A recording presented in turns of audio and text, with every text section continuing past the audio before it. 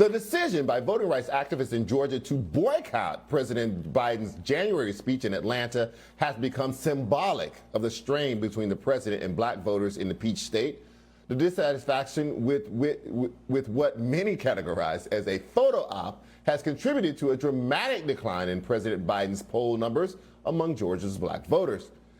An Atlanta Journal-Constitution poll conducted in May shows that only 8% of black voters in Georgia disapproved of Biden's job performance at the time. But now, 36% of black voters in Georgia disapprove of Biden's performance.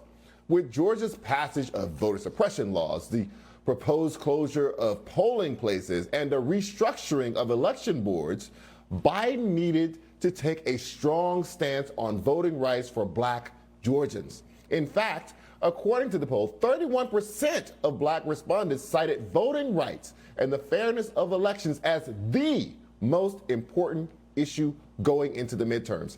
And when it comes to those midterms, Biden's sagging poll numbers may weigh on other Democrats in the state, like Stacey Abrams and Raphael Warnock. Joining us to discuss is senior fellow at the Brookings Institution, Andre Perry. Andre, you wrote a fascinating article for Roosevelt Institute. I don't know if it's an article, blog, what do you call it, blog post, whatever, but it's fascinating. I want to get to that in a minute, but I do want to focus in on this issue of the president not really weighing in the way that black voters and black activists in Georgia wanted him on voting rights, and probably around the country, people wanting him to do more on voting rights. That has now gone down in the Senate. Some people say it's still alive, but it looks like it's dead. What do you make of the president and the administration's position and their kind of posture on voting rights and how that relates to black support and black voters?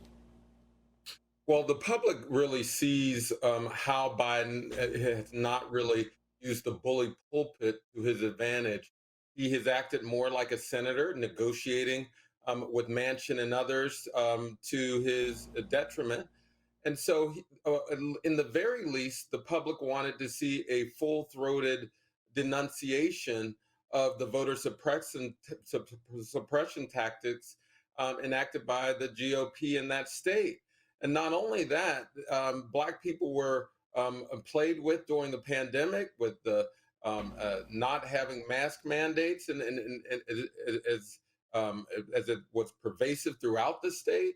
And so many black voters felt unprotected by the president of the United States when, in fact, they partially delivered a victory for the president. So he just needs to have a much better posture when it comes to defending black people than what he's doing now.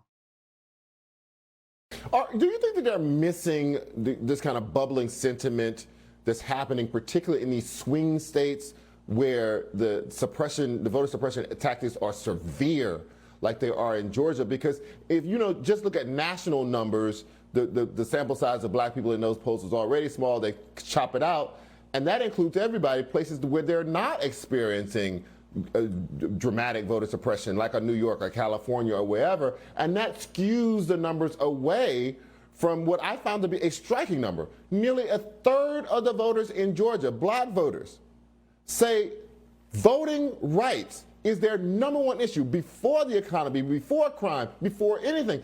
That is a striking number. And if nobody in the White House is paying attention and saying, we have to deal with this because the only reason that we're here is because those black voters in those swing states, do you think they're not seeing that, discounting that? What's happening? No, they see it, and the Senate sees it. Chuck Schumer has said numerous times that voting is the wellspring of a democracy. Everyone realizes that, especially black people. And so, again, I think many voters understand the numbers in terms of the legislature right now in Congress. It's against Biden enacting some voter protections. But that's why he just needs to be forceful. He needs to be more visible, more audible. He needs to be on the attack some and acting more like an executive instead of a senator. And in addition, he needs to tout some of his victories more. He's nominated a record number of judges. He nominated the first Black woman to the Federal Reserve Board, Lisa Cook, increased funding to the Small Business Administration by 50%. You have the American Rescue Plan. And so he really hasn't trumpeted those types of figures in the face of voter suppression. But again, like you said, it's the number one issue for voters, particularly in these swing states. And so it's a lot to overcome. Andre, I just wanted to give you one chance to talk about this amazing piece that you wrote about Biden, particularly at student loan debt, but Biden and Black voters in general.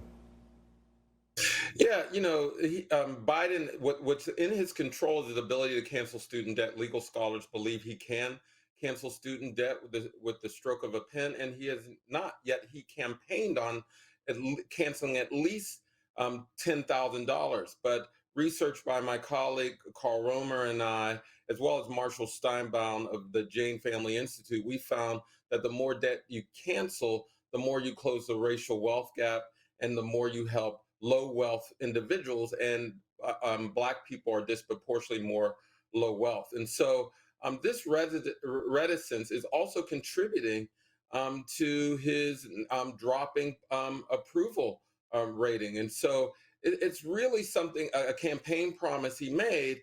And like I stated in the article, we keep wanting or hoping for Biden to cancel this. It's really in our hands. This is now about our votes. And if we can't win, then neither can politicians who offer empty promises. Andre Perry, thank you so much for joining us tonight. Sorry about that technical difficulty.